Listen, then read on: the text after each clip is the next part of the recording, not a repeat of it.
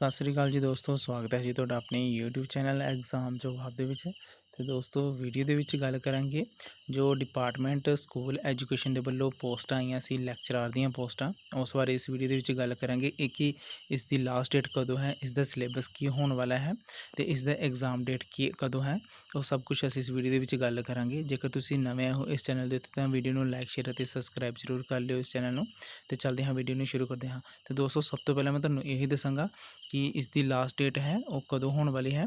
ਤੇ ਜੇਕਰ ਤੁਸੀਂ ਹਾਲੇ ਤੱਕ ਵੀ ਇਸ ਦਾ ਫਾਰਮ ਨਹੀਂ ਭਰਿਆ ਤਾਂ ਤੁਹਾਡੇ ਕੋਲ ਹਾਲੇ ਤੱਕ ਵੀ ਇਸ ਦਾ ਚਾਂਸ ਹੈ। ਜੇਕਰ ਤੁਹਾਨੂੰ ਇਸ ਪੋਸਟਾਂ ਬਾਰੇ ਨਹੀਂ ਪਤਾ ਸੀ ਤੇ ਇਸ ਦੇ ਜੋ ਐਲੀਜੀਬਿਲਟੀ ਕੀ ਸੀ ਉਸ ਬਾਰੇ ਨਹੀਂ ਪਤਾ ਸੀ ਤਾਂ ਤੁਸੀਂ ਇਸ ਵੀਡੀਓ ਨੂੰ ਦੇਖ ਸਕਦੇ ਹੋ ਤੇ ਇਸ ਫਾਰਮ ਨੂੰ ਭਰ ਸਕਦੇ ਹੋ। ਤੇ ਸਭ ਤੋਂ ਮੇਨ ਗੱਲ ਇਹ ਹੈ ਕਿ ਇਸ ਦੀ ਲਾਸਟ ਡੇਟ ਹੈ ਉਹ ਕਦੋਂ ਹੋਣ ਵਾਲੀ ਹੈ, ਜਿਵੇਂ ਕਿ ਤੁਸੀਂ ਇੱਥੇ ਨੋਟੀਫਿਕੇਸ਼ਨ ਨੂੰ ਦੇਖ ਸਕਦੇ ਹੋ। ਤੇ ਚਲੋ ਡਾਊਨਲੋਡ ਕਰਦੇ ਹਾਂ ਨੋਟੀਫਿਕੇਸ਼ਨ ਨੂੰ। ਤੇ ਨੋਟੀਫਿਕੇਸ਼ਨ ਤੁਸੀਂ ਦੇਖ ਸਕਦੇ ਹੋ। ਤੇ ਇੱਥੇ ਜੋ ਸਿੱਖਿਆ ਵਿਭਾਗ ਵੱਲੋਂ ਪੰਜਾਬ ਲੈਕਚਰਾਰ ਦੀਆਂ ਜੋ ਅਸਾਮੀਆਂ ਸੀ 184 ਜੋ ਬੈਕਲੌਗ ਅਤੇ 829 ਜੋ ਨਵੀਆਂ ਅਸਾਮੀਆਂ ਸੀ, ਟੋਟਲ 1013 ਅਸਾਮੀਆਂ ਸੀ। ਤੇ ਇਸ ਦਾ ਜੋ ਵਿਗਿਆਪਨ ਸੀ 25/6/2026 ਨੂੰ ਜਾਰੀ ਕੀਤਾ ਗਿਆ ਸੀ ਅਤੇ ਔਨਲਾਈਨ ਜੋ ਫਾਰਮ ਨੇ ਤੁਹਾਡੇ 1 ਜੁਲਾਈ ਤੋਂ ਭਰਨਾ ਸ਼ੁਰੂ ਹੋ ਗਏ ਸੀ ਤੇ ਲਾਸਟ ਡੇਟ ਸੀ 31 ਜੁਲਾਈ ਇਸ ਦੀ ਲਾਸਟ ਡੇਟ ਸੀ। ਤੇ ਉਸ ਤੋਂ ਬਾਅਦ ਇਹਨਾਂ ਵੱਲੋਂ ਦੇਖ ਸਕਦੇ ਹੋ ਇੱਕ ਐਕਸਟੈਂਸ਼ਨ ਦਾ ਨੋਟਿਸ ਜਾਰੀ ਕੀਤਾ ਗਿਆ ਸੀ। ਉਮੀਦਵਾਰਾਂ ਵੱਲੋਂ ਪ੍ਰਾਪਤੀਆਂ ਹੋ ਰਹੀਆਂ ਹਨ, ਪ੍ਰਤੀ ਬੇਨਤੀਆਂ ਨੂੰ ਮੁੱਖ ਰੱਖਦੇ ਹੋਏ ਇਹਨਾਂ ਅਸਾਮੀਆਂ ਲਈ ਅਪਲਾਈ ਕਰਨ ਦੀ ਮਿਤੀ 17/8/2026 ਯਾਨੀ ਕਿ ਅੱਜ ਇਸ ਦੀ ਲਾਸਟ ਡੇਟ ਹੈ 12 ਵਜੇ ਤੱਕ ਰਾਤ ਦੇ ਤੱਕ। ਜੇਕਰ ਤੁਸੀਂ ਹਾਲੇ ਤੱਕ ਵੀ ਫਾਰਮ ਨੂੰ ਨਹੀਂ ਭਰਿਆ ਜਾਂ ਕਿਸੇ ਤੁਹਾਡੇ ਫਰੈਂਡ ਨੇ ਫਾਰਮ ਨੂੰ ਨਹੀਂ ਭਰਿਆ ਤਾਂ ਉਸ ਨਾਲ ਤੁਸੀਂ ਇਸ ਵੀਡੀਓ ਨੂੰ ਸ਼ੇਅਰ ਕਰ ਸਕਦੇ ਹੋ ਕਿ ਉਹ ਇਸ ਫਾਰਮ ਨੂੰ ਭਰ ਸਕੇ। ਤੇ ਇਸ ਦੀ ਲਾਸਟ ਡੇਟ ਅੱਜ ਹੋਣ ਵਾਲੀ ਹੈ, ਤੁਸੀਂ ਦੇਖ ਸਕਦੇ ਹੋ 17/8/2026 ਤੇ ਅੱਜ ਤੁਸੀਂ ਇਸ ਫਾਰਮ ਨੂੰ ਭਰ ਸਕਦੇ ਹੋ। ਇਸ ਤੋਂ ਬਾਅਦ ਇਸ ਦਾ ਜੋ ਐਗਜ਼ਾਮ ਹੈ ਉਹ ਤੁਹਾਡਾ ਕੰਡਕਟ ਹੋਣ ਵਾਲਾ ਹੈ ਤੁਹਾਡਾ ਅਗਲੇ ਮਹੀਨੇ ਯਾਨੀ ਕਿ ਸਤੰਬਰ ਮਹੀਨੇ, ਉਸ ਦੀ ਵੀ ਡੇਟ ਸ਼ੀਟ ਆਊਟ ਕਰ ਦਿੱਤੀ ਗਈ ਹੈ। ਤੇ ਸਭ ਤੋਂ ਪਹਿਲਾਂ ਤੁਸੀਂ ਇਹੀ ਚੈੱਕ ਕਰ ਲਓ ਕਿ ਇਸ ਦੀ ਲਾਸਟ ਡੇਟ ਅੱਜ ਹੈ। ਜੇਕਰ ਤੁਸੀਂ ਫਾਰਮ ਨਹੀਂ ਭਰਿਆ ਜਾਂ ਤੁਹਾਡੇ ਕਿਸੇ ਸਕੇ ਸੰਬੰਧੀ ਨੇ ਫਾਰਮ ਨਹੀਂ ਭਰਿਆ ਤਾਂ ਉਸ ਨੂੰ ਇਹ ਵੀਡੀਓ ਸ਼ੇਅਰ ਕਰ ਸਕਦੇ ਹੋ ਤਾਂ ਜੋ ਫਾਰਮ ਭਰ ਸਕੇ। ਤੇ ਇਸ ਫਾਰਮ ਨੂੰ ਭਰਨ ਵਾਸਤੇ ਦੋਸਤੋ ਐਲੀਜੀਬਿਲਟੀ ਕੀ ਹੈ ਉਹ ਵੀ ਤੁਹਾਨੂੰ ਇਸ ਵੀਡੀਓ ਦੇ ਵਿੱਚ ਦੱਸਾਂਗਾ। ਤੇ ਦੋਸਤੋ ਤੁਹਾਨੂੰ ਸਭ ਤੋਂ ਪਹਿਲਾਂ ਮੈਂ ਇਸ ਦੀ ਲਾਸਟ ਡੇਟ ਦੱਸੀ ਸੀ ਜੋ ਕਿ ਅੱਜ ਹੋਣ ਵਾਲੀ ਹੈ। ਇਸ ਦੀ ਲਾਸਟ ਡੇਟ 17/8/2026। ਸੈਕਿੰਡ ਨੰਬਰ 'ਤੇ ਮੈਂ ਤੁਹਾਨੂੰ ਦੱਸਣਾ ਚਾਹਾਂਗਾ ਕਿ ਇਸ ਫਾਰਮ ਨੂੰ ਭਰਨ ਵਾਸਤੇ ਜੋ ਐਲੀਜੀਬਿਲਟੀ ਕੀ ਹੈ, ਕੁਆਲੀਫਿਕੇਸ਼ਨ ਕੀ ਰੱਖੀ ਗਈ ਹੈ। ਦੇਖ ਸਕਦੇ ਹੋ ਇਹ ਜੋ ਲੈਕਚਰਰ ਪੰਜਾਬੀ ਦੀ ਪੋਸਟ ਹੈ ਤੇ ਇਸ ਦੇ ਲਈ ਐਜੂਕੇਸ਼ਨਲ ਕੁਆਲੀਫਿਕੇਸ਼ਨ ਕੀ ਹੈ। ਵੈਕੈਂਸੀਆਂ ਤੁਸੀਂ ਦੇਖ ਹੀ ਲਈਆਂ ਹੋਣੀਆਂ, ਟੋਟਲ 1013 ਵੈਕੈਂਸੀਆਂ ਨੇ ਔਰ ਕੈਟਾਗਰੀ ਵਾਈਜ਼ ਜੋ ਸਬਜੈਕਟ ਵਾਈਜ਼ ਜੋ ਵੈਕੈਂਸੀ ਨੇ ਉਸ ਦੀ ਵੀ ਵੰਡ ਕੀਤੀ ਗਈ ਹੈ। ਤੇ ਸਭ ਤੋਂ ਪਹਿਲਾਂ ਅਸੀਂ ਸਿਰਫ ਇਸ ਦੇ ਵਿੱਚ ਮੈਂ ਤੁਹਾਨੂੰ ਇੰਨਾ ਹੀ ਦੱਸਾਂਗਾ ਕਿ ਕੁਆਲੀਫਿਕੇਸ਼ਨ ਕੀ ਹੋਣ ਵਾਲੀ ਹੈ। ਕਿ ਕਈਆਂ ਕੈਂਡੀਡੇਟ ਨੂੰ ਤਾਂ ਕੁਆਲੀਫਿਕੇਸ਼ਨ ਬਾਰੇ ਨਹੀਂ ਪਤਾ ਹੋਵੇਗਾ ਕਿ ਇਸ ਦੀ ਕੁਆਲੀਫਿਕੇਸ਼ਨ ਕੀ ਹੈ। ਫਾਰਮ ਭਰਨ ਵਾਸਤੇ ਦੇਖ ਸਕਦੇ ਹੋ should have passed MA in Punjabi at least 55%, ਯਾਨੀ ਕਿ ਤੁਸੀਂ MA ਪਾਸ ਕੀਤੀ ਹੋਣੀ ਚਾਹੀਦੀ ਹੈ 55% ਦੇ ਨਾਲ। And should have pass B.Ed with teaching subject Punjabi, ਯਾਨੀ ਕਿ ਤੁਸੀਂ B.Ed ਵੀ ਪਾਸ ਕੀਤੀ ਹੋਣੀ ਚਾਹੀਦੀ ਹੈ ਬਟ ਉਸ ਦੇ ਵਿੱਚ ਤੁਹਾਡਾ ਜੋ ਟੀਚਿੰਗ ਸਬਜੈਕਟ ਹੈ ਉਹ ਪੰਜਾਬੀ ਹੋਣਾ ਚਾਹੀਦਾ ਹੈ ਫਰੋਮ ਏ ਰਿਕੋਗਨਾਈਜ਼ਡ ਯੂਨੀਵਰਸਿਟੀ ਦੇ ਔਰ institute as per the guideline.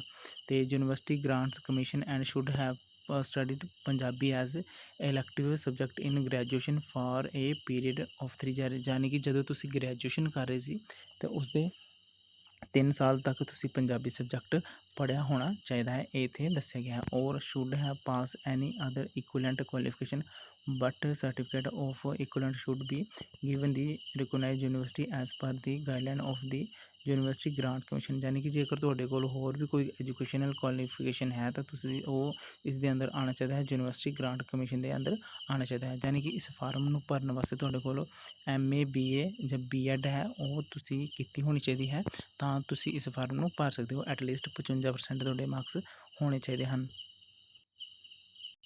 ਤਾਂ ਦੋਸਤੋ ਇਹ ਜੋ ਸਬਜੈਕਟ ਸੀ ਪੰਜਾਬੀ ਦਾ, ਬਾਕੀ ਸਾਰੇ ਜੋ ਤੁਹਾਡੇ ਸਬਜੈਕਟ ਹਨ ਫਿਜ਼ਿਕਸ, ਕੈਮਿਸਟਰੀ, ਮੈਥ, ਬਾਇਓਲੋਜੀ, ਜੋ ਵੀ ਤੁਹਾਡਾ ਸਬਜੈਕਟ ਹੈ ਉਸ ਲਈ ਇਹੀ ਐਜੂਕੇਸ਼ਨਲ ਕੁਆਲੀਫਿਕੇਸ਼ਨ ਮੰਗੀ ਗਈ ਹੈ। ਹੁਣ ਅਸੀਂ ਗੱਲ ਕਰਦੇ ਹਾਂ ਇਸ ਦੇ ਸਿਲੇਬਸ ਬਾਰੇ। ਤੇ ਦੋਸਤੋ ਜੋ ਤੁਹਾਨੂੰ ਮੈਂ ਪਿੱਛੇ ਦੱਸਿਆ ਸੀ ਪੰਜਾਬੀ ਦੀ ਜੋ ਪੋਸਟ ਬਾਰੇ, ਤੇ ਹੁਣ ਮੈਂ ਤੁਹਾਨੂੰ ਪੰਜਾਬੀ ਦੀ ਪੋਸਟ ਦਾ ਤੁਹਾਨੂੰ ਮੈਂ ਸਿਲੇਬਸ ਦੱਸ ਰਿਹਾ। ਇੱਦਾਂ ਹੀ ਜੋ ਤੁਹਾਡੇ ਸਬਜੈਕਟ ਹੋਵੇਗਾ ਉਸ ਦਾ ਸਿਲੇਬਸ ਹੋਵੇਗਾ, ਜਿਵੇਂ ਕਿ ਤੁਸੀਂ ਇੱਥੇ ਦੇਖ ਸਕਦੇ ਹੋ 3rd ਨੰਬਰ 'ਤੇ ਮੈਂ ਤੁਹਾਨੂੰ ਸਿਲੇਬਸ ਦੱਸ ਰਿਹਾ ਪੰਜਾਬੀ ਦਾ ਸਿਲੇਬਸ ਕੀ ਹੈ। ਦੇਖ ਸਕਦੇ ਹੋ ਜੋ ਵੀ ਤੁਹਾਡਾ ਇੱਥੇ ਦੱਸਿਆ ਗਿਆ ਹੈ ਭਾਗ ਪਹਿਲਾ ਭਾਸ਼ਾ ਵਿਗਿਆਨ, ਪੰਜਾਬੀ ਭਾਸ਼ਾ ਵਿਗਿਆਨ ਅਤੇ ਗੁਰਮੁਖੀ ਲਿਪੀ। ਇਸ ਦੇ ਵਿੱਚ ਜੋ ਵੀ ਤੁਹਾਡੇ ਸਬਜੈਕਟ ਹੋਣਗੇ, ਜੋ ਵੀ ਤੁਹਾਡੇ ਇੱਥੇ ਤੁਹਾਨੂੰ ਇੱਥੇ ਟੋਪਿਕ ਦੱਸੇ ਹੋਣਗੇ ਉਹ ਸਭ ਕੁਝ ਇੱਥੇ ਦੱਸੇ गए हैं, इस दे विचकार ही तुहाडा जो पेपर आने वाला है। यही तुहाडा सिलेबस है मेन तुहाडे सब्जैक्ट का, जो कि तुहाडा सब्जैक्ट होवेगा, कोई भी तुहाडा फिजिक्स कैमिस्ट्री मैथ सब्जैक्ट होवेगा, उस दे आधार पर यही तुहाडा सिलेबस इत्थे तैयार किया गया है। तो 4th नंबर पर दसते हाँ, इसकी लास्ट डेट तो तुसीं देख ही ली है, 17 तरीक इसकी लास्ट, यानी कि अज इसकी लास्ट डेट है। उस तो बाद असीं गल करते हाँ इसकी एग्जाम डेट की। जिमें कि तुसीं इत्थे देख सकते हो, इन्हां वालों जो पहला ही जो सब्जैक्ट वाइज एग्जाम डेट जो तुहाडा जारी किया गया सी, एग्जाम कैलेंडर इसनूं कह सकते हाँ असीं, टोटल 1013 वैकेंसियां ने। तो इसका जो सैशन ने तुसीं देख सकते हो कदों तो एग्जाम शुरू हो रहे हैं। 5 सितंबर तो तुहाडे एग्जाम शुरू हो रहे हैं, 5 नूं 6 नूं 12 13 ते 20 सितंबर नूं तुहाडा एग्जाम लिया जा रहा है। किहड़े-किहड़े सब्जैक्ट का तुहाडा एग्जाम है, जिमें कि तुसीं देख सकते हो तुहाडा सवेर का सैशन, शाम का सैशन, इस दे विचकार तुहाडा किहड़ा एग्जाम है, जो भी तुहाडा इत्थे सब्जैक्ट होवेगा उस आधार पर तुसीं डेट वाइज अपने एग्जाम नूं देख सकते हो इत्थे। तो दोस्तों इस फार्म नूं भरन वास्ते एज लिमिट की मैं गल करां, एज लिमिट इस दे बारे जो 18 तो 37 साल तक जो जरनल कैंडीडेट हैं वो इस फार्म नूं भर सकते हैं। तो बाकी जो कैंडीडेट हैं 45 साल तक जो SC कैंडीडेट हैं वो इस फार्म नूं भर सकते हैं।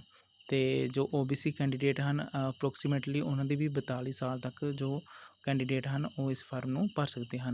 तो बाकी जो कैंडीडेट हैं 45 साल तो उपर जो साबका फौजी सैनिक हैं वो 45 साल तो उपर अगर उन्होंने एज है तो वो इसनूं भर सकते हैं।